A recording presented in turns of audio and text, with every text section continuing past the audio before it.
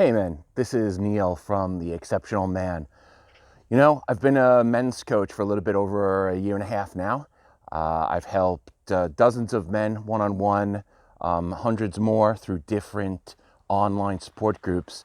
And a question that I get at times is, what what's the definition of an exceptional man? What exactly does it mean to be an exceptional man? And here's the thing, there is no one definition. There was a movie a while back, I don't remember exactly when, but called City Slickers. And in it, the main character, Billy Crystal, is going kind of through a midlife crisis. And they decide to go on a cattle drive out west. And Billy Crystal is a city dude. And out there he meets an old cowboy, very stereotypical, played by real kind of badass actor named Jack Palance. And during the movie, they kind of get to talking, and they talk a lot about some deep philosophical things and other not so deep philosophical things. But one of the things that Billy Crystal kind of couldn't understand is that this Jack Palance character, to him, it didn't seem like he had anything, yet he was really happy. And when he said, "What's the secret to happiness?" Palance held up his leather-gloved hand and said, This is the secret to happiness." And of course, this was a comment. He said, Your finger?" I said, "No, not my finger, the one thing." And to that, Billy Crystal said, "Okay, what's the one thing?" He was really excited. And the answer is that the one thing was up to Billy Crystal to decide what makes him the most happy. Now, I'm not going to spoil the movie if you haven't seen it yet. It's an old movie, so you've probably seen it. But if you haven't, check it out. It's fun, it's funny, and it's actually quite a good lesson at the end. And it's a little bit the same thing with Exceptional Man. I'm actually filming this outside today. I am a native New Yorker. I've lived, however, in southern Sweden for close to 16 years now. I'm filming this on a rare January day where the sun is shining, even though it's a little bit before 4 p.m., so it's almost setting. But I wanted to get outside, and I wanted to film this today. And I wanted to let you guys know that to become an exceptional man is to become exactly the kind of man that you want to be. I have worked with coaches, or a coach, and have been a part of the coaching environment for a good number of years now. And what I have to say about coaches who really hit home with me, and the main coach that I had who helped me through arguably, well, not arguably, but the most difficult time of my life, when my wife decided she no longer wanted to be married to me. The thing that struck me the most was during all of the times that we talked to each other, and we still keep in touch. He's one of the most important men in my life. He's a great friend, a good mentor. He's never told me what to do. He's given me advice. He's given me tips.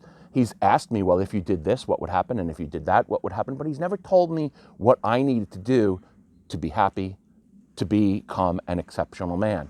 Now, I don't necessarily view myself as an exceptional man in any other way other than my terms are that I live my life on my terms, okay?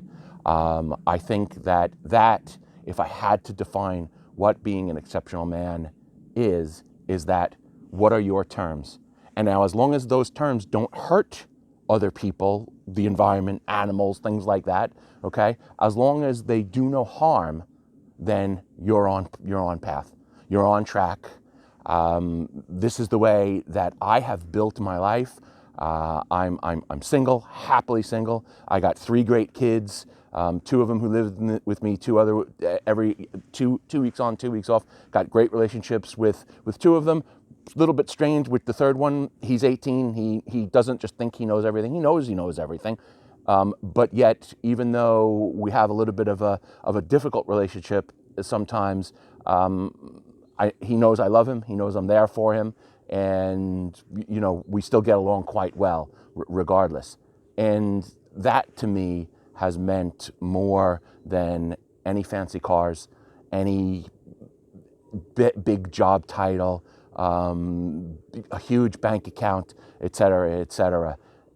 None of that really matters to me. What matters to me is that when I look in the mirror, I like the man I see. I'm proud of the way he acts and is every day. And why I became a men's coach is I want every man to feel that way, okay? We're worthy. We're worthy of so much more than we allow ourselves to believe that we're worthy of. And when I coach a man and he gets to that point where he understands he's worthy and he starts living life on his terms, there's not a better feeling in the world. If you're interested in finding out more about it, you can check out theexceptionalman.coach, the website there, find out more information, how to reach me. Anytime that you're interested in talking, the first call, there's no commitment, no cost. We sit down, we talk, we go deep, we figure out what it is that you're missing in your life, and if there's anything that working together, you can actually do about it. So I try to end my videos always the same way.